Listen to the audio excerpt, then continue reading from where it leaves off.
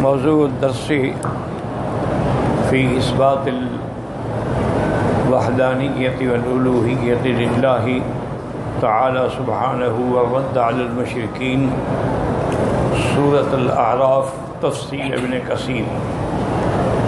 الحمدللہ رب العالمین والصلاة والسلام علی اشرف الانبیاء والسید المرسلین سیدنا و مولانا محمد وعلى آلہ واصحابہ اجمعین۔ اللہم صل علی سیدنا محمد فی الاولین وصل علی محمد فی الآخرین وصل علی محمد فی کل زمان وفی کل حین۔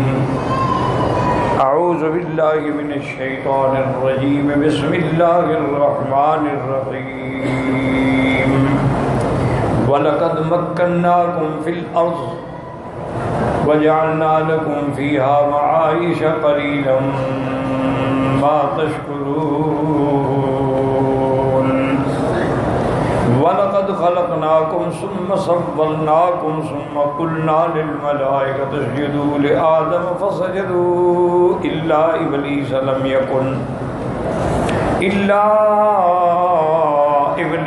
يكن من الساجدين۔ قال ما منعك ألا تسجد إذ أمرتك؟ قال أنا خير منه خلقتني من نار وخلقته من طين۔ قال فاهبط منها فما يكون لك أن تتكبر فيها فاخرج إنك من الصاغرين۔ قال انظرني إلى يوم يبعثون قال إنك من المنظرين۔ اللہ تبارک و تعالی نے کلام مقدس کی ان آیات مبارکہ میں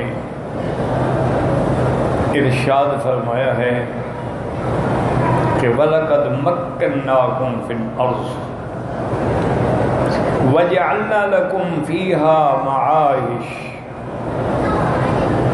قَلِيلًا مَا تَشْكُرُونَ۔ اس سے پہلے آپ نے جو آیات میں پڑھا تھا اس میں اللہ تبارک و تعالی نے تہدیدات و تخویفات کے ساتھ یہ بھی بتلا دیا تھا کہ قیامت میں وزن ہوگا، اعمال تولے جائیں۔ اب سوال یہ ہوتا تھا کہ بھی کیوں تولے جائیں؟ تو اللہ نے فرمایا کہ جب ہم نے تم کو زمین میں ٹھکانہ دیا، روزی دی، اسباب رزق مہیا کیے، تمہیں پیدا کیا، تمہیں بنایا، تمہیں سنوارا، تو پھر تم سے پوچھا نہیں جائے گا؟ یہ بھی کوئی منطق ہے کہ اگر تم کسی آدمی کو 1000 روپے پہ 2000 10,000 پہ نوکر رکھتے ہو، اس سے پوچھتے ہو کہ نہیں پوچھتے ہو کہ تمہاری کارگزاری کیا ہے، آج کیا کیا ہے تم نے؟ ایک مزدور لگاتے ہو 100 ریال پہ، اس سے بھی پوچھتے ہو کہ کیا کام کیا ہے تم؟ تو اللہ فرماتے ہیں کہ جب میں نے تمہیں دنیا میں پیدا کیا، رہنے کا ٹھکانہ دیا، زمین تیرے لیے مسخر کر دی، آسمان تیرے لیے میں نے سقف بنا دی، اور فضائیں اور ہوائیں تیرے زندگی کے لیے میں نے ذریعہ بنا دی، اور پھر تیرے لیے میں نے تمہارے رزق کا بھی ذریعہ بنایا، کہیں گندم نکل رہی ہے، کہیں مکئی پیدا ہو رہی ہے، کہیں کماد لگا ہوا ہے، یہ سب تیری معیشت کے لیے ہے۔ تو اس کے بعد سوال جواب نہیں ہوگا؟ لَتُسْأَلُنَّ يَوْمَئِذٍ عَنِ النَّعِيمِ، قیامت میں نعمتوں کے بارے میں پوچھا جائے گا، سوال ہو۔ اسے مفسر رحمۃ اللہ علیہ فرماتے ہیں یقول تعالیٰ ممتناً علی عبدہ فیما مکن لہم من انہ جعل الارض قرارا وجعل فیہا رواسی وانہارا۔ اب اللہ اپنے بندوں پہ احسان ذکر فرماتے ہیں کہ دیکھو میں نے تمہارے لیے زمین کو ٹھکانہ بنایا۔ اگر زمین ہلتی رہتی تم کیسے رہ سکتے تھے؟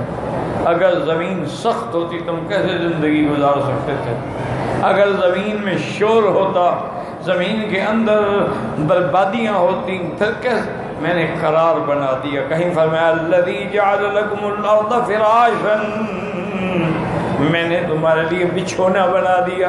کہیں اللہ فرماتے ہیں الم نجعل الارض مہادا, میں نے تمہارے لیے جھولا بنا دیا ہے جیسے بچے کو جھولے میں آرام ملتا ہے.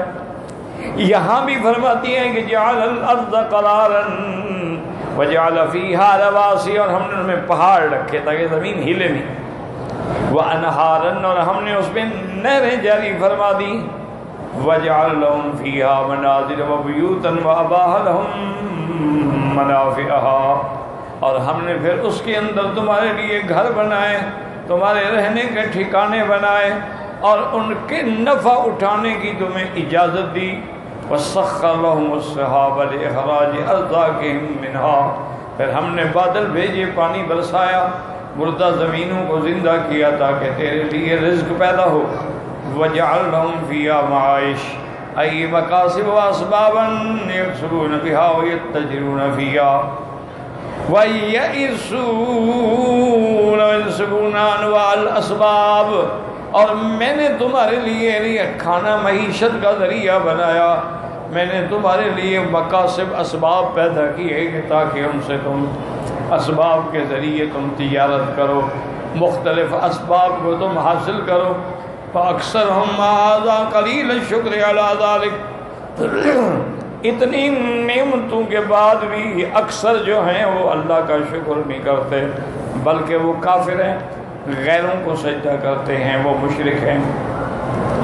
جیسے فرمایا وَإِن تَعُدُّوا نِعْمَتَ اللَّهِ لَا تُحْصُوهَا إِنَّ الْإِنسَانَ لَظَلُومٌ كَفَّارٌ, اگر تم اللہ کی نعمتوں کو شمار کرنا چاہو تو شمار نہیں کر سکتے. صرف ہمارے بدن میں کتنی نعمتیں ہیں ہم شمار نہیں کر سکتے, لیکن انسان جو ہے اپنے نفس پہ ظلم کرنے والا, اللہ کی نعمتوں کا انکار کرنے والا. وَقَدْ قَرَأَ الْجَمِيعُ مَعَائِشَ بلا حمز الا عبد الرحمن بن ہرمز الاعرج فانه حمزها, اکثر لوگوں نے معایشہ بغیر حمزے کے پڑھا ہے, لیکن عبد الرحمن بن ہرمز قاری گزرے ہیں, انہوں نے حمزے کے ساتھ پڑھا ہے. والصواب الذي عليه الاكثرون بلا حمز, مفسر فرماتے ہیں کہ صحیح روایت وہی ہے جس پہ جمہور ہیں, کیونکہ وہ ان معائش جمع معیشہ, معائش جو ہے وہ معیشہ کی جمع ہے. من عاش یعیش عیشا و معیشتا اصلها معیشہ فسسکرت الکسرت وللیاء ونکرت العین وصار معیشہ اصلها معیشہ. فلما جمعت رجعت الحركة إلى الياء لزوال الاستثقال فقيل معايش وبدله مفاعل لأن الياء أصلية في الكلمة بخلاف مدائن وصحائف وبصائر جمع مدينة وصحيفة وبصيرة من مدن وصحف وأبصر فإن الباء فيها زائدة ولهذا الجمع على فعائل ونحمد لذلك. تو اس کی اصل صحیح قرات وہی ہے جو جمہور پڑھتے ہیں معائش بغیر حمزے کے. تو اب یاد رکھیں کہ انسان مثلا ایک ہم لقمہ روٹی کا توڑ کے کھاتے ہیں, ایک روٹی ہے, لیکن اگر ہم غور کریں کہ یہ روٹی ہم تک کیسے پہنچی, سب سے پہلی بات تو ہے کہ زمین ہو, زمین ہی نہ ہو تو گندم کہاں پیدا ہوگی. اچھا, زمین کے بعد پھر پانی بھی ہو, پانی نہ ہو تو زمین زندہ نہیں ہو سکتی. زمین بھی ہو, پانی بھی ہو, پھر اس میں کوئی ہل چلانے والا بھی ہو, اور اس میں کوئی بیج ڈالنے والا بھی ہو اور بیج بھی ہو, اور پھر جب وہ زمین میں بیج ڈال دیا گیا ہے اب اس کی نگرانی کرنے والا بھی ہو جو سردی گرمی سے پودے کو بچائے, کیونکہ زیادہ سردی پڑ گئی تب بھی جل گیا, زیادہ گرمی پڑ گئی تب بھی جل گیا.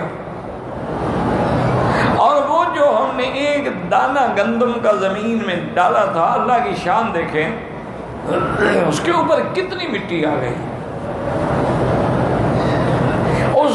مٹی سے وہ کمزور سی کمپل نکالتا ہے. اچھا خدا کی قدرت دیکھو نا کہ ایک کمپل تو باہر زمین سے نکل ایک نیچے زمین کے اندر بھی آ رہی ہے تاکہ اس کی کوئی بنیاد بھی ہو اس پہ کھڑا رہے. اگر نیچے بنیاد نہ ہو، مثلا درخت ہے، بڑا درخت ہے، بنیاد نہیں ہے، گر جائے گا. یہ تو بجا اتنی سی ایک انگلی سے بھی باریک قسم کا ایک اس سے شاخ نکلی ہے.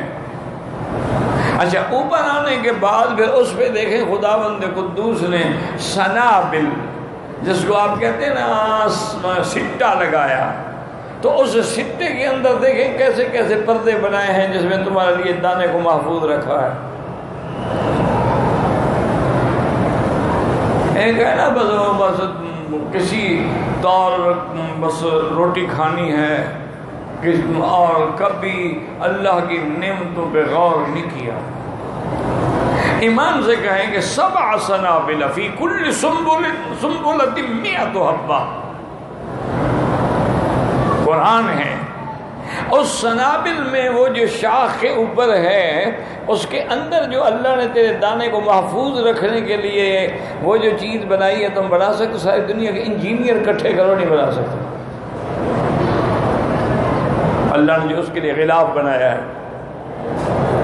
اور پھر دیکھیں اس غلاف کی حکمت یہ ہے کہ اگر تم گندم کو کاٹنے کے بعد اسی کے اندر رہنے دو، سارا سال پڑی رہے کبھی خراب نہیں ہوگی.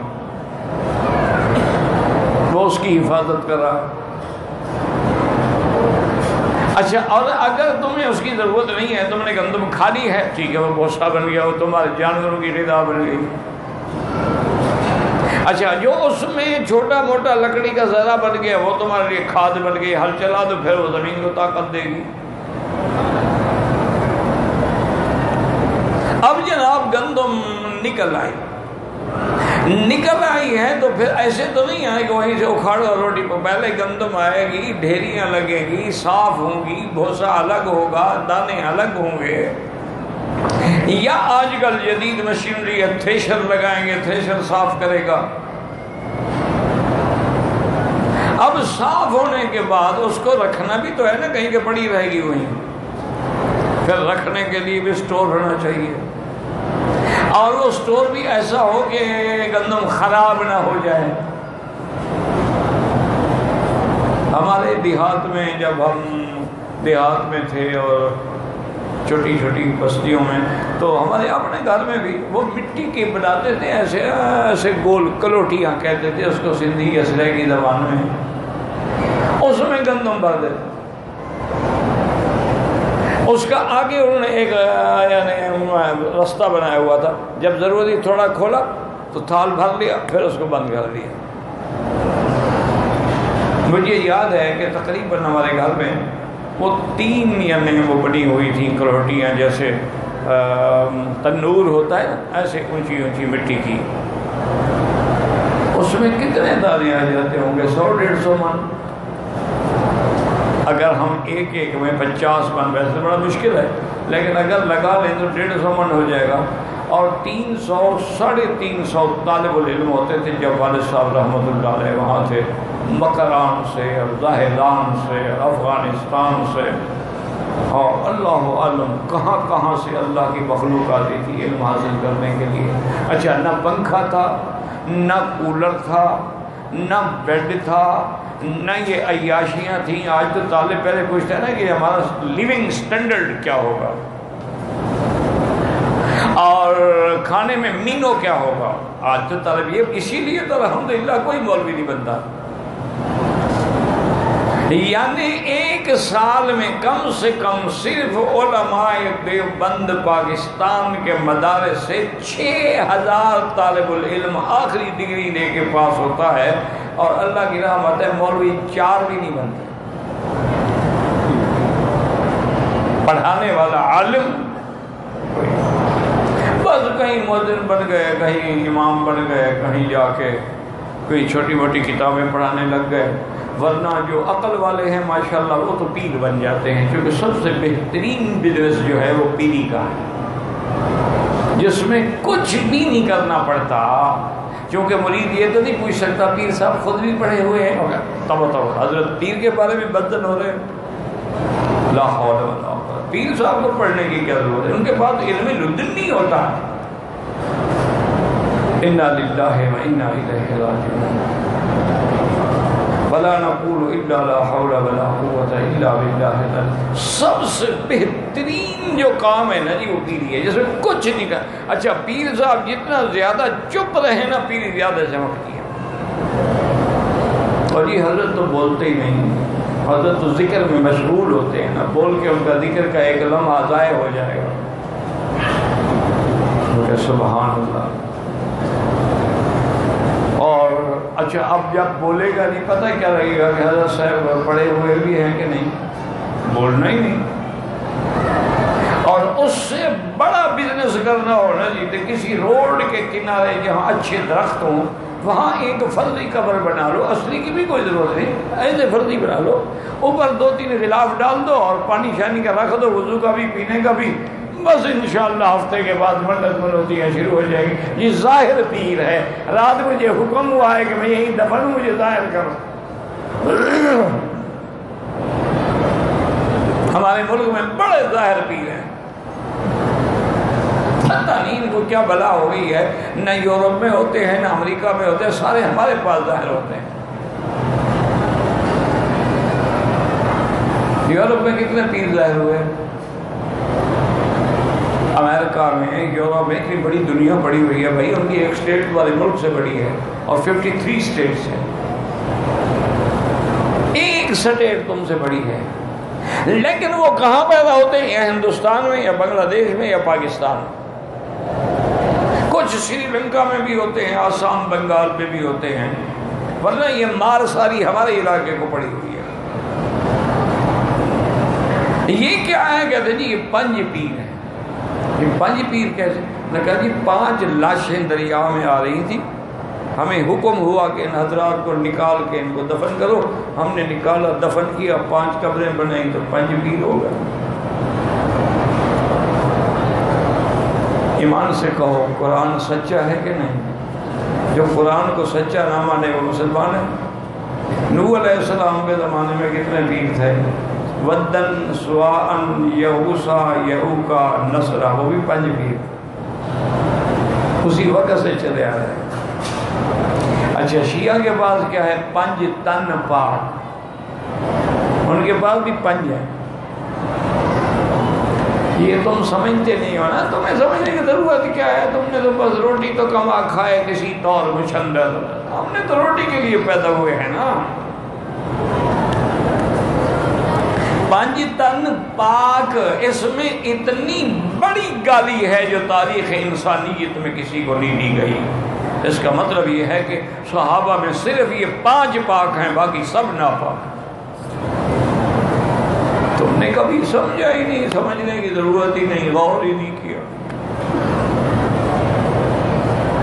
ان کا ملنگ جاہل جو گلے میں لوہے کے کڑے ابھی سے پہنے ہوئے ہے کہ قیامت میں فرشتوں کو تکلیف نہ ہو جہنم میں کڑے ڈالنے کے لیے پہلے سے پہن رکھے، وہ بھی خیرات مانگے گا، کہے گا 5 دے 12 دا صدقہ۔ وہ اپنا مذہب بتا رہا ہے کہ ہم 5 تن کو اور 12 اماموں کو ماننے والے ہیں۔ جاہل ہے، بالکل نشے میں مٹکا بھنگا پی کے کھڑا ہوا ہے، اس کو بھی 5 تن تے 12 امام یاد ہیں۔ تمہارے اچھے خاصے مولوی کو بھی خلفائے راشدین کے بعد پتہ نہیں ہے کہ کون امام ہے۔ خلفائے راشدین کا بھی اللہ کا شکر ہے نام شامل کو نہیں آتا۔ ابو بکر، ابو بکر کوئی نام ہے، خدا کا خوف کرو۔ ابو بکر صدیق، صدیق کوئی نام ہے، وہ تو لقب ہے۔ ابو بکر کنیت ہے،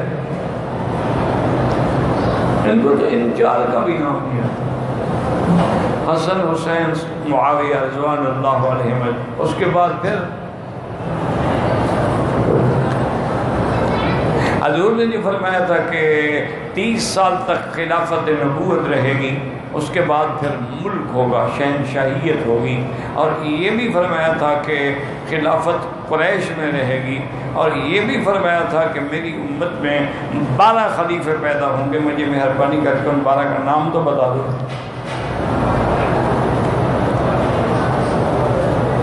نظر ہوا کہ نہیں ہے جی، بس 5 تن پاک۔ اللہ اکبر اللہ اکبر۔ انہوں نے باقاعدہ اپنی کتابوں میں لکھا ہے کہ لی خمسۃ اطفی بہا حر الوبا الحاتمہ المصطفیٰ والمرتضیٰ ابناہما والفاطمہ۔ وہ کہتا ہے ہمارے لیے بس یہ 5 تن ہمیں کافی ہے، ہمیں 5 تن کافی ہے، اور یہی 5 تن کی وجہ سے جہنم کی آگ ہمارے لیے بجھ جائے گی۔ اور وہ 5 تن کون سے ہیں؟ المصطفیٰ حضور، مرتضیٰ حضرت علی، ابناہما حسن حسین، والفاطمہ سیدہ فاطمہ 5۔ اچھا یہ دیکھو یہ کتنا بڑا جھوٹ ہے تاریخ انسانیت کا کہ ابناہما 2 بیٹے گنے، حسن حسین، تو بی بی ام کلثوم کہاں ہے؟ بی بی فاطمہ کی بیٹی۔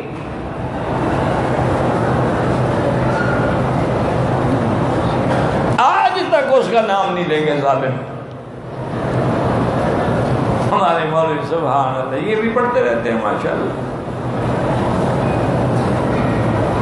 یعنی کہ خطبوں میں لکھا ہوا ہے جناب،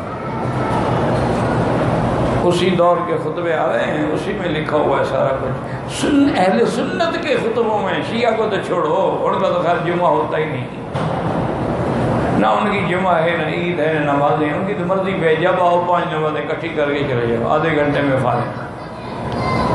ان کے ہاں تو بادشاہ بعد میں رعایت ہے نا، شادی نہیں ہو سکتی متع کر لو، زکوٰۃ دینے کی ضرورت نہیں، عشر اس کی ضرورت نہیں، چوری کر بیٹھو تو اوپر چھوٹا سا انگلی کا اتنا کاٹ لو تاکہ فوری طور پر آپریشن بھی ہو جائے۔ شیعہ کا کیا ہے؟ وہ کو مذہب تھوڑا ہے، ہوتے ایک دین عربی کے خلاف عجمی سازش کا نام شیعہ۔ ہمیشہ یاد رکھا کریں، وہ کبھی ام کلثوم، اب دیکھیں نا، سیدنا علی کی بیٹی ہے اور بی بی فاطمہ کے بطن سے ہے ام کلثوم، نہیں مانتے۔ کیوں نہیں مانتے؟ مانے تو پھر سیدنا عمر کو داماد بننا پڑتا ہے، کیونکہ ان کی شادی حضرت عمر سے ہوئی تھی، تو حضرت عمر داماد علی ہو گئے، اس لیے وہ نام ہی نہیں دیتے۔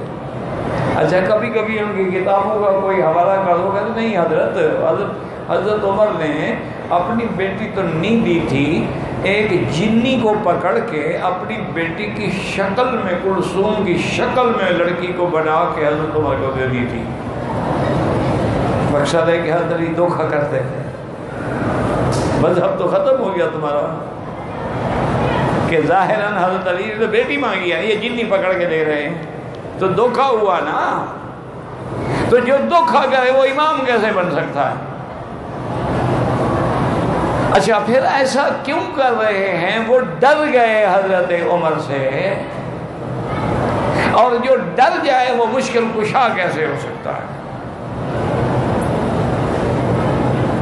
اور پتہ ہے کیا کہتے ہیں کہ اول فرج غصبہ، اہل بیت کا سب سے پہلی لڑکی ہے جس کو غصب کیا گیا، حضرت عمر نے چھین لیا، اغوا کر لیا، زبردستی لے لیا۔ تو حضرت علی کیا کرتے رہے؟ فدق چھین لیا، حضرت علی خاموش ہیں، بیٹی چھین لی، حضرت علی خاموش ہیں، خلافت چھین لی، حضرت علی خاموش ہیں، ان کے 72 خاندان کے بندے شہید ہو گئے، حضرت علی خاموش ہیں۔ ماشاءاللہ پاکستان، ہندوستان، بنگلہ دیش والوں پر بڑی مہربانی ہے، یہ کشتی بھی لڑیں، کرکٹ بھی کھیلیں، ہاکی بھی کھیلیں تو یا علی مدد، حضرت علی پہنچ جاتے ہیں فوراً، اسی لیے ہمیشہ ہر میچ ہار جاتے ہیں، حضرت علی آ جاتے ہیں نا۔ پھر کھلاڑی تو نہیں کھیلیں گے نا، حضرت علی آئے گا جی تو آئے گا۔ انا للہ و انا الیہ راجعون ولا نقول الا لا حول ولا قوت الا باللہ العلی العظیم۔ میں اپنے پڑھے لکھے نوجوانوں کو دعوت دیتا ہوں، خدا کے لیے اس فقیر کی بات پہ غور کرو اور ریسرچ کرو۔ اللہ فرماتے ہیں میں نے زمین میں پہاڑ جو ہیں یہ بوجھ رکھے ہیں، رواسیہ۔ اسی طرح دوسری جگہ اللہ فرماتے ہیں القا فی الارض رواسیہ ان تمید بکم، یعنی ان لا تمید بکم۔ ہم نے یہ پہاڑ کیوں رکھے تاکہ زمین ہلے نہیں، اور چوتھی جگہ فرماتے ہیں والجبال اوتادن، ہم نے پہاڑوں کی میخیں گاڑ دی ہیں زمین میں۔ اب صرف مہربانی کر کے میرے نوجوان بیٹے جن کو اللہ نے علم دیا ہے، یعنی علم جدید سے آشنا ہے، جن کو اللہ نے کمپیوٹر پر اس کی ریسرچ کرنے کا علم دیا ہے، مہربانی کریں وہ ریسرچ کریں کہ اگر یہ زمین کا بوجھ ہے، زمین کی میخیں ہیں، تو زمین کل کتنی طول و عرض کتنا ہے پوری زمین کا، اور میخیں کہاں کہاں لگائی گئی ہیں۔ باقی ملکوں میں یہ پہاڑ نہیں ہیں، وہاں میخوں کی ضرورت نہیں تھی۔ اس کی کیا وجہ ہے؟ بھائی دیکھیں نا، بہت سارے ملک ہیں جہاں پہاڑ کا نام ہی نہیں۔ اچھا مثلا ہمارا پاکستان میں بھی ایک منطقہ ہے، علاقہ ہے جس میں پہاڑ ہیں۔ اسی طرح ہندوستان میں بھی ایک علاقہ ہے، وہاں ہمالیہ ہے اور بڑے بڑے پہاڑ ہیں۔ وہ تو کہتے ہیں ہمالیہ پہاڑ جو ہے نا، یہ وہی جودی پہاڑ ہے، حضرت نوح کی کشتی یہاں لگی تھی۔ اور کا خیال ہے وہ ثبوت نہیں ہے، ثبوت کی ضرورت کیا ہے؟ جھوٹ بولتے جاؤ بس، ثبوت کی کیا ضرورت؟ ابھی انہوں نے قرآن نیا چھاپا ہے، دیکھو نا دشمن کتنا چالاک ہے، اس نے نیا قرآن شائع کی الفرقان کے نام سے، کیونکہ قرآن کا نام قرآن بھی ہے، فرقان بھی ہے، اور اس میں ان نے جتنی آیات جہاد تھی نا، جس میں اللہ نے جہاد کا حکم، سب نکال دی ہیں۔ اچھا اس سے ایک بڑے آدمی لکھے سے میں نے پوچھا، میں نے کہا یار یہ کون تمہارا یہ قرآن پڑھے گا جو غلط ہے؟ انہوں نے کہا مکی صاحب یہ نسل جانتی ہے نا غلط ہے، آنے والی نسل کو کیا پتہ ہے؟ انہوں نے کہا ہم تو اگلے 100 سال کے لیے کام کریں، تم ابھی کی سوچ رہے ہو؟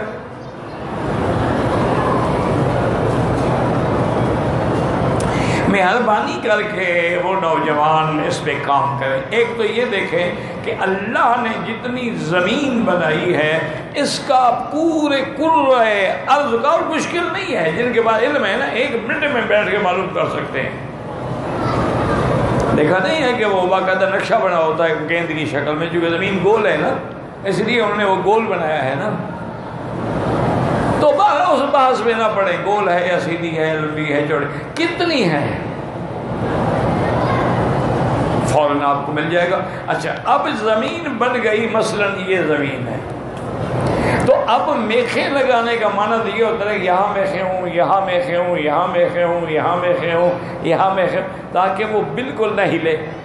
اب یہ تو نہیں ہے نا کہ یہاں تو آپ نے میخیں لگا دی، ادھر نہیں لگائی، یہ تو پھر اڑے گی، ہلے گی۔ تو اس کی کیا وجہ ہے، اور کن کن ملکوں میں پہاڑ ہیں اور کن ملکوں میں پہاڑ نہیں ہیں، اس کی وجہ کیا ہے کہ یہ میخیں اسی جانب کیوں لگائی گئی؟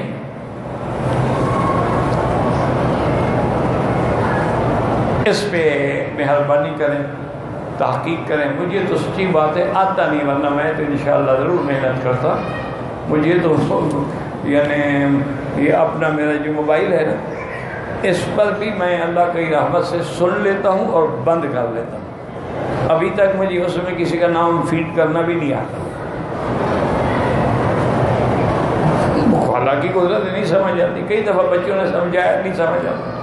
میرے والد صاحب رحمۃ اللہ علیہ ساری زندگی بخاری شریف پڑھاتے رہتے تھے، آنکھیں جب بالکل لائٹ نظر چلی گئی یاد پڑھاتے تھے بخاری شریف۔ اچھا آپ کہیں سے کوئی حدیث کا ایک ٹکڑا پڑھے، آگے وہ پڑھنا شروع کر دیتے تھے، لیکن ان کو یہ پتہ نہیں لگتا تھا کہ 1 ریال ہے یا 10 ریال ہے، یہ کبھی پتہ نہیں۔ اچھا یہ پتہ نہیں لگتا تھا کہ یہ بٹن میں نے یہاں لگانا، یہ والا یہاں لگاتے تھے اور یہاں والا یہاں لگاتے تھے۔ طالب ہنستے تھے، حضرت سیدھا تو کہا او یار مقصد تو ڈھانکنا ہے نا، اسے ڈھانکا ہوا ہے، مجھے سیدھے کرنے کی کیا ضرورت ہے؟ لیکن بخاری اور سیاہ ستہ اور اسی طرح فنون، یعنی نحو ہے، بلاغہ ہے، منطق ہے، فلسفہ ہے، فقہ ہے، اصول فقہ ہے، اصول تفسیر ہے، اصول حدیث ہے، کوئی دنیا کی مشکل سے مشکل کتاب جو ہے وہ کھولیں، بس آپ 4 لفظ پڑھیں میرا حضرت تفسیر، حتیٰ کہ زندگی میں حکمت بھی پڑھاتے تھے. اس کی نفیسی ایک کتاب ہے طب کی جو سب سے مشکل کتاب ہے، حضرت وہ بھی پڑھاتے تھے طلباء کو، لیکن 1 ریال کا پتہ نہیں. میرا بیٹا چھوٹا تھا، میرا بیٹا تو وہ جب مانگتا تو وہ حضرت دیتے نکال سے کہ بھائی یہ 10 ریال. حضرت 10 کہاں، یہ تو 1 ریال ہے. اچھا تو پھر میں نے جیسے ان کا حضرت یہ انہوں نے کہا اللہ کے بندے تو یہ دیکھو لکھا ہوا ہے ایک بھی ایسے، اور کہا حضرت صفر کا معنی کچھ نہیں ہوتا، باقی ایک بچا نا، 1 ریال ہے. وہ بھی تو آگے مولوی کا بیٹا تھا نا، منطق کی بات کرتا تھا نا کہ جی صفر تو صفر ہوتی ہے نا، صفر کا کیا ہے، صفر کو ہٹا دو باقی کیا بچا 1. وہ پھر اور نکال کے دیتا. اچھا اب یہ کیا ہے، انہوں نے کہا ہاں جی وہ 100 کا ہوتا کہ ہاں جی حضرت یہ 10 کا ہے حضرت. یعنی وجہ کیا تھی؟ وجہ یہ تھی کہ وہ لوگ عاشق رسول تھے. یاد رکھو، کبھی یاد آئے گی تمہیں، ہمارے بزرگ ہمارے علماء عاشق رسول تھے، صرف مولوی نہیں تھے. اور حضور کا جو مقام ہے وہ یہی تھا نا کہ جب باغ میں آئے اور دیکھا تو کھجور نر کا بور جو ہے مادہ میں ڈالا جا رہا ہے. حضور نے فرمایا مدینے والوں یہ کیا کر رہے ہو؟ انہوں نے کہا حضرت تعبیر النخل ہے، یہ ہم نر کا کھجور لیتے ہیں اور مادہ کے اس میں ڈال دیتے ہیں اور بند کر دیتے ہیں تبھی تو پھل آتا ہے. ہمیں کمال ہے، پھل اللہ دیتا ہے، یہ بور تھوڑا دیتا ہے. تعبیر نخل چھوڑ دو، نہ کرو. انہوں نے کہا یہ حضرت ٹھیک. اب حضور کا حکم کوئی ٹال سکتا ہے؟ لاکھ باغ کٹ جائیں نہ پھلے. اب جب زمانہ آیا کھجوروں کا تو کھجور ہے ہی نہیں. حضور فرمایا بھی وہ کیا ہوا تمہاری کھجوروں؟ نے کہا حضور آپ نے منع کر دیا، کھجور لگی نہیں، ہم کہاں سے لے آئیں؟ آپ نے فرمایا انتم اعلم بامور دنیاکم، دنیا کے معاملے میں تم بڑے عالم ہو، علم رکھنے والے ہو. آئندہ مجھ سے نہ پوچھا کرو دنیاوی بات، اگر دین کی بات پوچھنی ہو تو مجھ سے پوچھا کرو. تو لہٰذا جو علماء ورثۃ الانبیاء ہیں، انبیاء کے وارث ہیں اور عاشق محمد مصطفیٰ ہیں، ان کو بھی دنیا کا پتہ نہیں ہوتا. دین کے اندر ماشاءاللہ وہ دریا ہوتے ہیں، دنیا کی طرف دل ہی نہیں جاتا، دماغ ہی نہیں جاتا. اللہ اکبر اللہ اکبر اللہ اکبر. ہم جہاں رہتے تھے نا والد صاحب رحمۃ اللہ علیہ جہاد میں، جہاں شاہی محل بنے ہوئے تھے، یہاں فقیر رہتے تھے. تو وہ اوپر کی منزل تھی، نیچے سے لکڑی کی سیڑھیاں تھیں. تو حضرت جب اکیلے تھے تو شاگرد آ کے پانی بھر دیتے تھے، 2 بڑے ڈرم رکھے ہوئے تھے، تو وہ وضو کے لیے بھی اور حمام بھی حضرت استعمال فرماتے تھے. ہم جب آ گئے، ساری فیملی ماشاءاللہ آ گئی، اب ہمیں تو پانی کی بہت زیادہ ضرورت ہوتی تھی نا. پہلے تو اکیلے آدمی تھے، ایک دفعہ ڈرم بھر دیا ان کا 10 دن ہی ختم نہیں ہوتا تھا. تو نیچے والے ہمارے جو ہمسائے تھے نا، میں ان کے پاس گیا، بڑے اچھے لوگ تھے، اللہ ان کی قبر پہ کروڑوں رحمتیں فرمائے. میں نے کہا بھائی ہم آئے، ہمیں پانی کی بڑی تکلیف ہے، آپ کے گھر میں تو سرکاری پانی لگا ہوا ہے نا، تو جب آپ کے پاس پانی لگا ہو ہمیں اجازت دیں تو ہم اس کے ساتھ لائی لگا کے یعنی پائپ لگا کے اوپر اپنے برتن بھر لیا کریں. انہوں نے کہا ہمیں کیا اعتراض ہے؟ نے کہا حضرت ہمیں کیا اعتراض ہے؟ میں نے جناب ربڑ کی پائپ خریدی، اس کو لگا لیتا اور پانی پر آ جاتا. ورشد درس میں کہتے تھے کہ جی میرا بیٹا ماشاءاللہ پتہ نہیں کتنا بڑا انجینئر ہے، نیچے سے پانی اوپر چڑھا دیا. بھائی پانی اوپر سے نیچے تو گرتا ہے، لیکن نیچے سے اوپر کیسے چڑھا دیا؟ ماشاءاللہ جی مولوی مکی صاحب کا بڑا دماغ ہے. اب اس میں کون سی دماغ کی بات تھی؟ پیچھے تو پانی کا پریشر ہوتا تھا، پریشر سے پانی اوپر چلا گیا. مولوی مکی نے تھوڑا پہنچایا تھا. یعنی وہ یہ بھی نہیں سمجھتے تھے کہ نیچے سے پانی اوپر بھی آ سکتا ہے. سب دوستوں کو کہتے جو بھی آتا، اب بھی ہمیں پانی کی تکلیف نہیں ہے. وہ مولوی مکی صاحب نے کو حل کر دیا ہے اور نیچے سے پانی اوپر آ جاتا ہے. اللہ ان کی قبروں میں کروڑوں رحمتیں فرمائے. اللہم اغفرہم وارحمہم وتجاوز عنہم وادخلہم فی الفردوس الاعلی۔ اللہ ان پہ کروڑوں رحمتیں فرما، ہمارے اکابر، ہمارے مشائخ، ہمارے اساتذہ اور ان کے اساتذہ اور مشائخ، یا اللہ سب پہ کروڑوں رحمتیں فرما۔ تیری رحمت کا مہینہ آنے والا ہے، ان کی قبروں کو جنت بنا دے اور ان قبروں کو نور سے بھر دے۔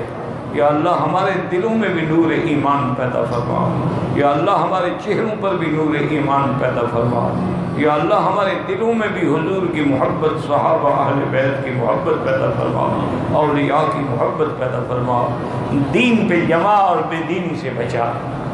تو ایک تو یہ تحقیق کرے نا کہ اللہ فرماتے ہیں کہ دیکھو میں نے پہاڑوں کو تمہارے لیے کیسے بوجھ بنا دیا ہے کہ زمین نہیں لے، تو یہ یہاں ہے اور یہاں کیوں نہیں ہے، اس پہ تحقیق کرنی۔ اچھا، اور دوسری تحقیق اس پہ کرو، مثلا ایک گدھا ہے مثال کے طور، یا گھوڑی ہے یا بغلہ ہے خچر ہے، اس پہ جب ہم بوجھ رکھتے ہیں تو 1 من ادھر ہوگا 1 من ادھر ہوگا، ٹھیک ہے نا، برابر بوجھ ہوگا تبھی اوپر رکھیں گے۔ اگر ایک طرف آدھا من ہو اور ایک طرف من ہو تو گر جائے گا۔ سمجھ آ رہی میری بات کہ نہیں سمجھ آ رہی؟ بھائی وزن تب قائم رہے گا دونوں طرف برابر ہو۔ جیسے گاڑی ہے تو ٹائر میں دونوں طرف ہوا برابر ہو، اگر ایک طرف کا گاڑی بیٹھ جائے گی۔ تو اب اللہ نے جب ان پہاڑوں کو بوجھ بنایا ہے، میخیں بنایا ہے، اور ہم پہاڑ توڑ توڑ توڑ توڑ کے اپنے گھر بناتے جا رہے ہیں، ٹنل بناتے جا رہے ہیں، کہیں اس کا نقصان تو نہیں ہوگا کہ میخیں جب اکھڑ جائیں گی تو زمین کا وہ جو طاقت ہے وہ ختم ہو جائے گی، تو کہیں اس کا ہمیں خدا نہ کرے کوئی دینی یا دنیاوی نقصان تو نہیں ہوگا؟ اس پر بھی ریسرچ کریں، یہ بڑی علمی بات ہے۔ دیکھو نا جی، ادھر ادھر سے بوجھ ہٹ گئے تو کہیں یہ سارے گری نہ جائیں کعبہ شریف پر۔ یہ کوئی دشمن کی سازش تو نہیں ہے کہ اللہ کا کعبہ اس طرح ان کے ہاتھوں سے گروا دو۔ خدا کرے اللہ ان کو توفیق دے، یہ ریسرچ کریں، تحقیق کریں، اور اگر دشمن کی سازش ہے تو اس کا منہ بند کریں۔ اللہ عالم، یعنی ایک خیال ہے، غلط بھی ہو سکتا ہے، ایک میری رائے ہے نا، وہ غلط بھی ہو سکتی ہے نا، کیونکہ دشمن اتنا ایڈوانس ہو گیا ہے۔ اب آپ کا کیا خیال ہے، مثلا فلاں جگہ زلزلہ آ گیا، یہ قدرتی زلزلے نہیں ہیں، اس پہ باقاعدہ تحقیق کرو۔ دشمن نے ایسے ایسے مقام پہ اپنے فضائی اور زمینی اسٹیشن بنا دیے ہیں، اور ان کے پاس وہیں بیٹھے بیٹھے ایسے جدید گیس ہیں، ایسے جدید طاقتور پلانٹس ہیں، وہ جس ملک کو فوکس کریں وہی زلزلہ آ جائے گا۔ ان کو کیا ضرورت ہے جنگ لڑنے کی؟ وہ قدرتی زلزلے الگ ہوتے تھے، اس کے آثار ہوتے تھے، زلزلے کے بعد بھی آثار ہوتے تھے۔ یہ مصنوعی، وہ چاہے مصنوعی ہوا کا طوفان آ جائے گا، وہ چاہے تو سمندر میں فوراً موجیں اٹھ پڑیں گی۔ انہوں نے باقاعدہ اسٹیشن بنائے ہوئے ہیں، وہیں سے بیٹھ کے 1 سیکنڈ فوکس کیا، ایک بٹن پہ ہاتھ رکھا تو وہی جگہ ڈز۔ بس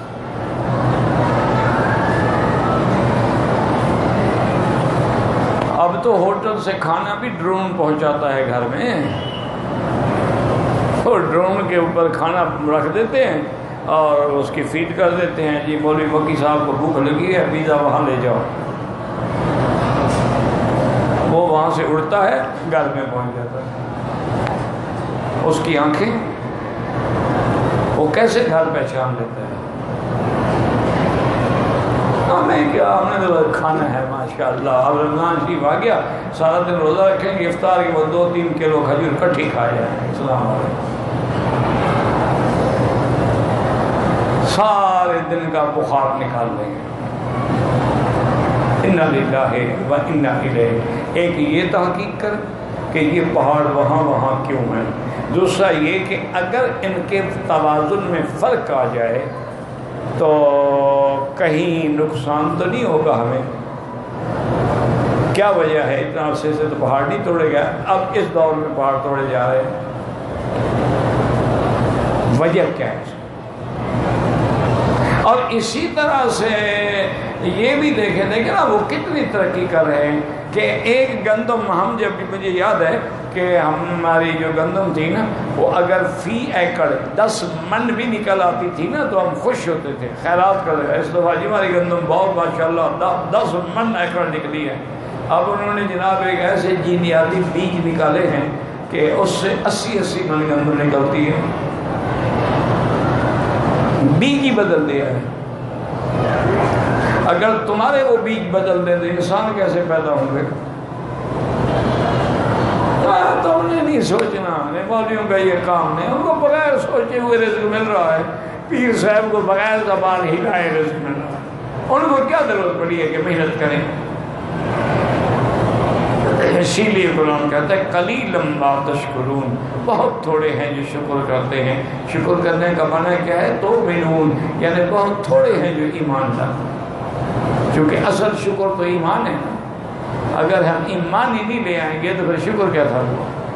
تو بہرحال اللہ آپ کو بھی ہمیں بھی شکر کی اور رمضان المبارک کے احترام کی کامل و مکمل توفیق عطا فرمائیں۔ اللہم ارزقنا ثمرات رمضان و برکات رمضان و صیام رمضان و قیام رمضان۔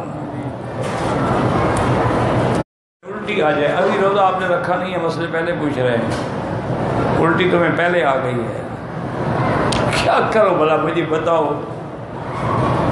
حضرت شاہ جی رحمۃ اللہ علیہ فرماتے تھے جو عقل کا کھوٹا ہو اور پیسے سے جیب خالی ہو وہی ہمارے پاس آتا ہے۔ فرماتے تھے عقل والے تو آکسفورڈ پڑھنے جاتے ہیں، ان کو کیا ضرورت ہے ولی وکی صاحب کے پاس آئے، وہ تو ہارورڈ جائیں گے، آکسفورڈ جائیں گے، برکلے جائیں گے، ان کو کیا تعلق ہے کہ مسجد میں بیٹھ کے پڑھیں۔ بہرحال جناب اگر الٹی منہ بھر کے آئے تو روزہ ٹوٹ جاتا ہے، کیونکہ اس کا کچھ نہ کچھ ذرہ واپس اندر چلا جاتا ہے، اور تھوڑی ہو تو روزہ نہیں ٹوٹتا۔ اگر ڈرپ لگوانی پڑ جائے روزہ نہیں ٹوٹتا، روزہ تب ٹوٹتا ہے جب منہ سے، ناک سے یا نیچے سے کوئی چیز معدے میں جائے، اگر رگ سے جا رہی ہے تو کوئی حرج نہیں، چاہے گلوکوز بھی لگوا لیں،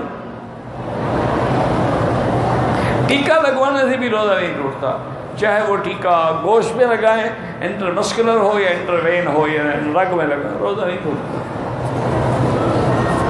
تم روزہ تو رکھو، بڑی پکی شے ہے، نہیں ٹوٹتا۔ قبر پہ تلاوت کریں بالکل ثواب ہوگا، لیکن کرائے پر نہ بٹھائیں گے، بڑے آدمی مر جاتے ہیں نا تو وہاں خیمے لگا کے مولوی بٹھا دے جاتے ہیں، جب لوگ آئیں تو مولوی زور زور سے پڑھتے ہیں، جب لوگ چلے جائیں تو وہ بھی گانا سنتے رہتے ہیں کہ چلو تھوڑا مردہ بھی تھوڑا تھا ریسٹ انجوائے کر لیں۔ ہاں خشک مولوی بیٹھے رہیں گے تو وہی خشک ہو جائے گا نا۔ کہتے ہیں جی کہ حنفی مسلک کے تحت کہ مکمل طور پر بال مکمل طور پر، میرا بھائی حنفی، مالکی، شافعی، حنبلی تمام اماموں کا اتفاق ہے کہ محلقین رؤوسکم و مقصرین لا تخافون، افضل یہ ہے کہ پورے سر پہ اس طرح پھروایا جائے۔ ایک اگر کسی کے بال بڑے ہیں تو وہ کٹوانا چاہتا ہے، بس اتنے بڑے بال ہیں تو چوتھا حصہ سارے سر کے بال کٹوائے، نہ کہ ٹک لگوائے۔ پھر بڑے بال ہیں، پھر عمر اگر پھر اتنا اور کٹوا دے سارے سر کے، تو اس لیے افضل یہ ہے اس طرح پھروائے۔ اگر اس طرح نہ پھروائے تو بال سارے سر کے کٹے۔ نماز کی نیت یہی ہے کہ ہم عشاء کے لیے بیٹھے ہیں، نیت ہے، زبان سے کہنا ضروری نہیں، وہ تو استحضار ہے۔ مقام النیت القلب، نیت کا مقام دل ہے، وہ تو ہم زبانی اس لیے کہتے ہیں ہمیں تو ہوش ہی کوئی نہیں نا کہ عشاء پڑھ رہے ہیں مغرب پڑھ رہے ہیں، اس لیے علماء نے کہا چلو زبان سے کہہ دو پتہ تو لگے میں کیا پڑھ رہا ہوں۔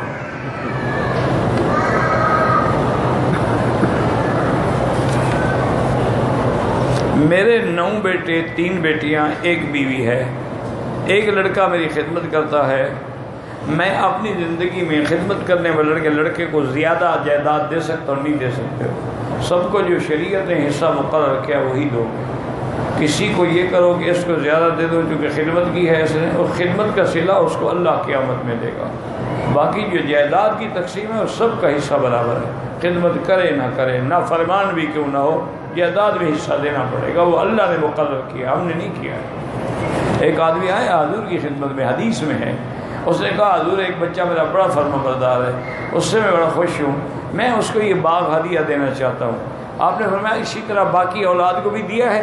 انہوں نے کہا نہیں۔ فرمایا لا اشہد ولا ظلم، نہیں، یہ ظلم کر رہے ہو، میں کبھی ظلم پہ گواہ نہیں بن سکتا، سب کو برابر دو۔ میرے ایک دوست کو کینسر ہے، اللہ شفا عطا فرمائے۔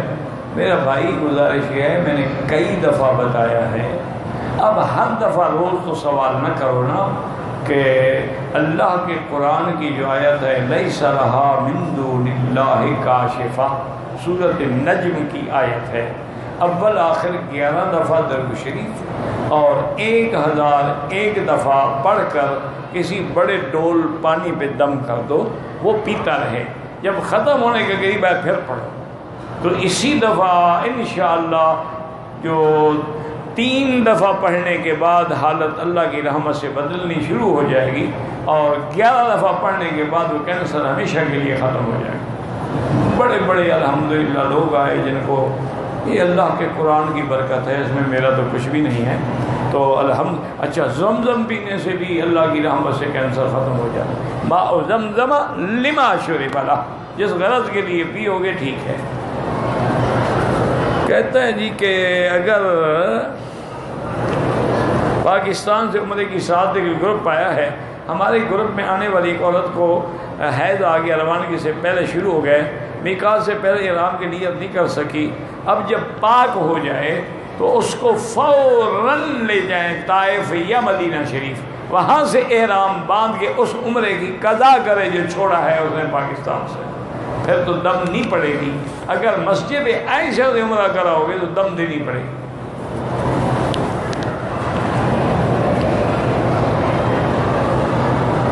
خانہ کعبہ کو بوسہ دینا بہشت ہے، پتہ نہیں کیا، بہرحال حجر اسود بہشت کا پتھر ہے، وہ تو ایسے ہے جیسے بوسہ دینا، ایسے جیسے اللہ تعالیٰ کی ذات سے تم نے مصافحہ کیا ہو۔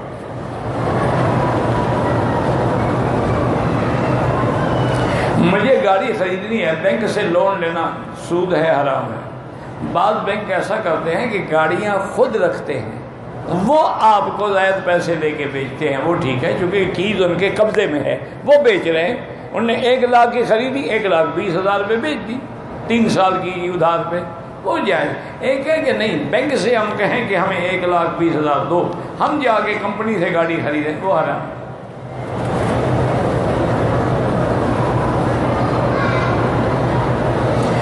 میں عمرے پہ آیا ہوں، ایجنٹ نے مجھے کسی غیر محرم عورت کا محرم بنا کے بھجوا دیا ہے، بہرحال گناہ ہے، اور سب سے بڑا مجرم تو وہ ایجنٹ ہے جس نے اتنا بڑا فراڈ کیا ہے، لیکن کوشش یہ کرو کہ اس عورت سے تم دور رہو، جس دن جانا ہو بس چلے جانا، کیونکہ تمہاری محرم تو ہے نہیں کہ ایجنٹ نے جو کہ محرم بنا دیا لہذا میری محرم ہے۔ ہاں ہمارے لوگ ہی کہتے ہیں جی میں نے تو نہیں بنایا نا، ایجنٹ نے بنا دیا، اب فائدہ تو اٹھاؤں نا۔ انا للہ، میری لڑکی کو 3 بار طلاق دے دی، بالکل ہو گئی، رجوع بھی نہیں ہو سکتا۔ 3 دفعہ جب طلاق دے دی جائے اس کے بعد رجوع نہیں ہوتا، حتیٰ تنکح زوجا غیرہ، تو قرآن کا مسئلہ ہے، جب تک کہ وہ دوسری جگہ جا کے شادی کرے اور وہ اپنی مرضی سے چھوڑے، یہ نہیں ہے کہ 1 رات کے لیے کرایہ کا کوئی بندہ لے آؤ۔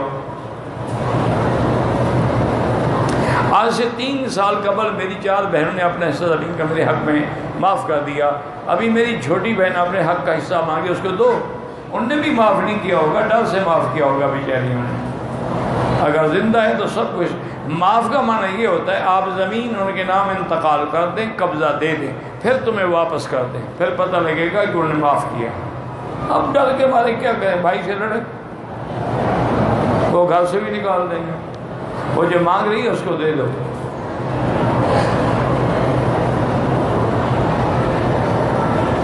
مسجد نبوی کے محراب کے پیچھے جو جگہ ہے جانب قبلہ، نہیں بھائی، مسجد وہ ہے جس میں نماز ہو، اور امام کے آگے تو آپ کھڑے نہیں ہو سکتے ہیں، وہ نماز ہوگی ہی نہیں۔ اور مسجد نبوی میں جو ثواب ہے وہ اسی جماعت کا ہے جو مسجد کے اندر جماعت ہو رہی ہے، اس میں آپ پچھلے حصے میں جتنی 2 میل تک چل جائیں، صفیں نظر آتی رہیں، لیکن قبلے کی طرف امام کے آگے تو نہ کھڑے ہوں نا، وہ تو نماز ہوگی ہی نہیں، تو مسجد کیا شمار ہوگی؟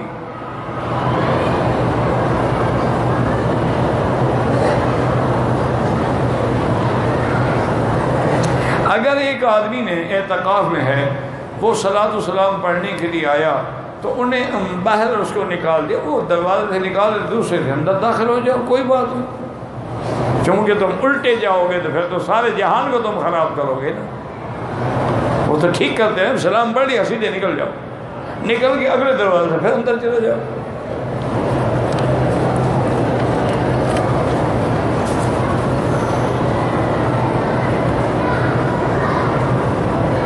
جو لوگ جرابوں پہ مسح کرتے ہیں، امام ابو حنیفہ رحمۃ اللہ علیہ کے نزدیک ان کا مسح نہیں ہوتا، مسح ان پہ ہوتا ہے علی الخفین، جو چمڑے کے موزے ہوں، یا وہ جراب جو سخینین، اتنی موٹی ہوں کہ ان کے اندر پانی بھی اثر نہ کرے اور پہن کے آدمی چل بھی سکے۔ یہ جو بری کے نیلون کی جرابوں پہ کرتے ہیں یہ ٹھیک نہیں، اللہ ہدایت دے۔ طواف کے اگر فوراً نہ پڑھا جائے تو جب یاد آئے بعد میں پڑھ لو، 1 دن بعد 2 دن بعد، نفل نہیں، وہ 2 رکعت واجب الطواف ہے، نفل تو تم نے بنا رکھی ہے نا، تمہارے نزدیک تو ہر کام نفل ہی ہے نا۔ عورت حیض کی حالت میں حرم میں نہیں آ سکتی، مسجد نبوی میں بھی نہیں آ، باہر پلاٹ میں بیٹھی رہے، وہیں سے اگر کسی دروازے کے سامنے کعبہ نظر آتا ہے تو دیکھ سکتی ہے۔ میرے شوہر کے باپ تھے، لائر تھے، پولیس آفیسر تھے، اور سود اور رشوت بھی لیتے تھے، ہم مال لے سکتے ہیں؟ بیٹی بہنیں اپنی جائیداد کا حصہ لیں گی، رشوت کا گناہ اس پہ تم پر تھوڑا ہے، تمہیں تو اللہ نے وارث بنایا ہے، لیکن کوشش یہی کرو وہ مال لے کر بھی غریبوں میں تقسیم کرو، شاید تمہارے باپ کے کچھ گناہ کم ہو جائیں، عذاب سے بچ جائیں۔ انگوٹھے چومنا ثواب نہیں، بدعت ہے، گمراہی ہے، ضلالت ہے، نار ہے۔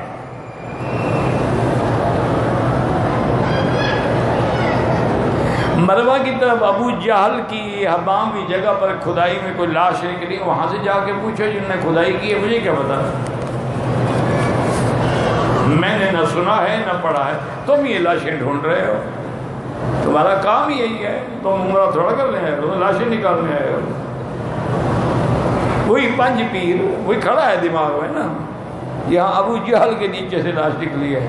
وہ مولانا توسی صاحب تھے، عبدالستار اللہ ان کی قبر پہ کروڑوں رحمتیں فرمائے، وہ ہمیشہ میرے پاس ہی آ کے ٹھہرتے تھے، بزرگ تھے میرے، تو فرماتے تھے مولوی مکی اچھا ہوا کہ ابو جہل مر گیا، اس کے رشتہ دار سارے مر گئے، اگر وہ بدبخت زندہ ہوتا نا اور ہمارے ملک میں آ جاتا تو اس کو بھی نظر نہیں آتے دیتے بھی، چلو جیسا ہے نبی کا چاچا تو ہے نا صحیح، اس کو بھی کچھ نہ کچھ تو دو نا، دروازے خالی تو نہ بھیجو۔ انہوں نے کہا ابو جہل کو بھی خیرات دیتے، اگر نقاب پہن کر عمرہ کیا دم لگتا ہے۔ عمرے کے لیے آیا ہوں، عمرہ کر لیا ہے، کاروبار کے لیے جدے جانا ہوں، چلے جائیں، واپسی پہ کوئی عمرہ نہیں، احرام نہیں۔ کا کیا مطلب ہے؟ مولا کا کئی معنی ہیں، مولا کا معنی دوست بھی ہے، مولا کا معنی ولی اور ناصر بھی ہے، مولا کا معنی مددگار بھی ہے، اور مولا کا معنی خدا بھی ہے۔ ان الکافرین اللہ مولا لہم، کافروں کا مولا خدا نہیں، ہمارا ہے۔ علی مولا کہنا شرک ہے۔ کہتا جی کہ میرا خروج لگا ہوا ہے، کوشش کی، تنازل نہیں ہوا، دعا کریں اللہ مکہ نصیب کرے، آمین۔ اللہ قادر ہیں، روز 2 رکعت پڑھ کے اللہ سے دعا مانگا کرو، وَاسْتَعِینُوا بِالصَّبْرِ وَالصَّلَاةِ، سب سے مشکل وقت میں مدد صبر سے اور نماز سے پکڑی جاتی ہے۔ اللہ قادر ہے، اللہ پھر تیرا سبب بنا دے۔ وما ذلک علی اللہ بعزیز، اللہ کے لیے کیا مشکل ہے۔ عورت اگر طلاق دینے سے کے بعد عدت سے پہلے شادی کر لے گناہ گار ہے، نکاح ہوگا نہیں، زنا ہوگا۔ وہ انتظار میں ہوں گے نا بیچارے، اسی لیے تو طلاق لی نا انہوں نے۔ اب عدت کا کون انتظار کرے؟ وہ جناب آپ زنا کرتے رہیں گے ساری زندگی، نکاح جب نہیں ہوا تو پھر زنا ہی رہ گیا نا۔ مدینہ میقات سے احرام باندھا، عمرہ کیا، لیکن ٹنڈ شار جدہ پرانا روڈ مکہ پر جا کر کی۔ شار جدہ ہوگی کوئی، بہرحال اگر مکے کے شہر میں آپ نے اس طرح پھروایا ہے ٹھیک ہے، لیکن مکے کے شہر سے نکل کر کسی دوسرے شہر میں اس طرح پھروایا، دم پڑ گئے۔ ہم جبل عمر پر کام کرتے، میرا بھائی اگر اگلی صفحے نظر آتی ہیں نماز پڑھ سکتے ہیں، صفحے نظر نہ آئیں، صرف آواز آ رہی ہے نماز کی، آواز ریڈیو پر پوری دنیا میں جا رہی ہے۔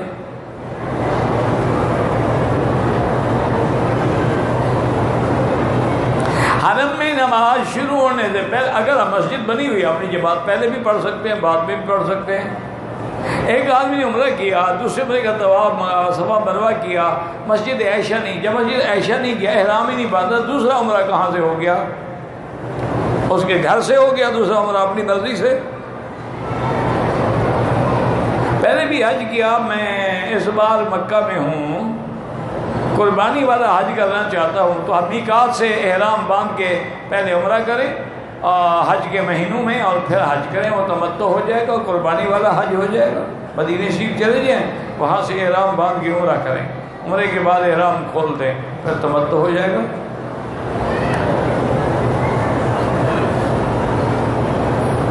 مکے میں رہنے والا جو ہیں وہ حج افراد کریں گے، گھر سے اگر چادریں باندھ لیں لیکن مسجد عائشہ جا کے 2 رکعت پڑھ کے نیت کریں، وہ جائز ہے۔ زندہ کا کوئی عمرہ طواف نہیں ہوتا۔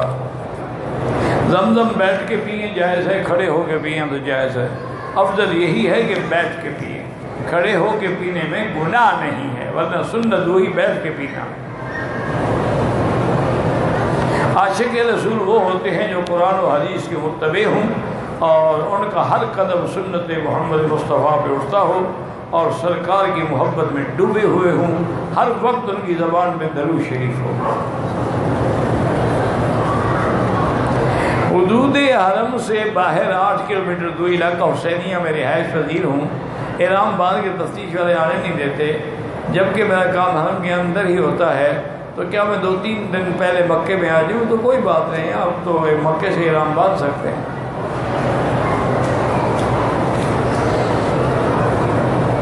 یہ حضرت قبلہ تو نہ لکھا کریں پرندہ مور حلال ہے یا حرام ہے، مجھے بہرحال پتہ نہیں ہے، اندازہ میرا یہی ہے کہ وہ حلال نہیں ہوتا، اللہ عالم۔ نہ میں نے دیکھا ہے اور نہ میں صحیح فتویٰ دے سکتا ہوں، کیونکہ دیکھنا پڑتا ہے نا کہ اس کے پنجے کیسے ہیں، اس کے داڑھ کیسے ہے، تو اس میں وہ پھر حلال حرام کا فیصلہ ہوتا ہے۔ احرام پہن کے خوشبو والے صابن سے ہاتھ دھو لیا، 2-4 ریال خیرات کرتے ہیں۔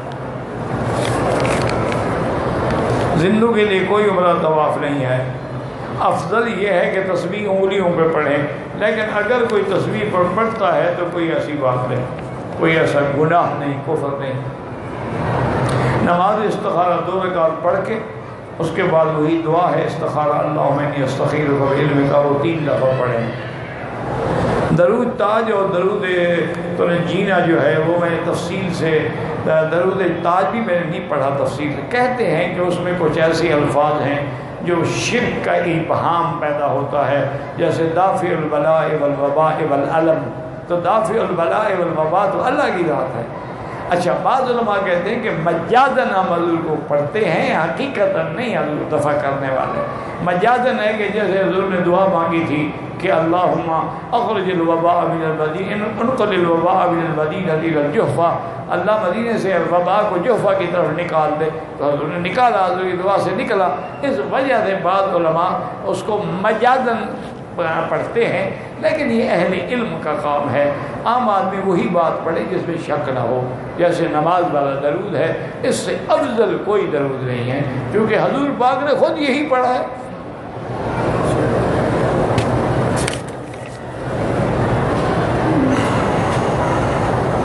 جرسی گائے کا دودھ، دہی، ساس، جرسی گائے کا، مجھے کیا پتہ جرسی گائے کیا ہوتی ہے۔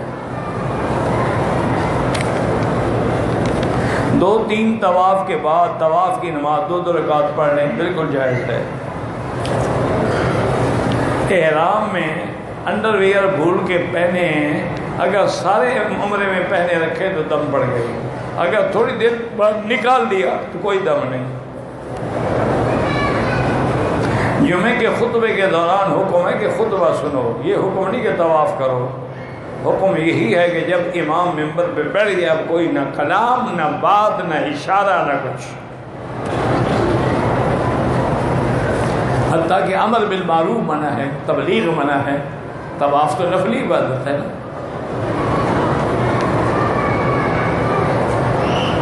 یہ خواب کا مجھے پتہ نہیں لگتا، اللہ تبارک و تعالیٰ کسی عالم سے پوچھ لو۔ اگر کوئی عورت پورا 5-6 گھنٹے تک چہرہ ڈھانپ کے رکھے تو دم ہوگی، اگر 2-4 منٹ کے لیے پھر نہیں ہوتی۔ ویسے آپ میری بیٹی کپڑا جیسے گھونگھٹ نکالتے ہیں نا، ہمارے دیہاتوں میں تو اب بھی رواج ہے، اسی طرح گھونگھٹ نکال لیا کریں، آگے کپڑا کھینچ لیا، نیچے دیکھ کے چلتی بھی رہی اور پردہ بھی رہ گیا اور چہرے کو بھی نہیں لگے گا۔ اگر ہوا سے لگ جائے وہ اس کا کچھ نہیں ہوتا۔ یہ ضروری نہیں ہے کہ آپ آگے پی کیپ پہنے اور ہیٹ پہنے اور اس کو یوں لٹکا، وہ تو خود کارٹون بننے والی بات ہے، لوگ دیکھ کے ہنستے ہیں، یہ کیا ہے بھئی، یہ کپڑا لٹکا دو۔ جیسے بی بی عائشہ فرماتی ہیں کہ جب ہمارے ساتھ غیر مرد قریب آتے صدلنا علی وجوہنا، ہم فوراً کپڑا کھینچ لیتی، جب وہ لوگ چلے جاتے تو ہم کپڑا اٹھا کے سر پہ پہنتے، کیونکہ یہاں تو غیر لوگ جاتے ہی نہیں ہیں نا، لہٰذا آگے کپڑا لٹکتا رہے، جب عمرے سے فارغ ہو جائیں پھر ویسے ہی پردہ کرنا ہے۔ اور اس کے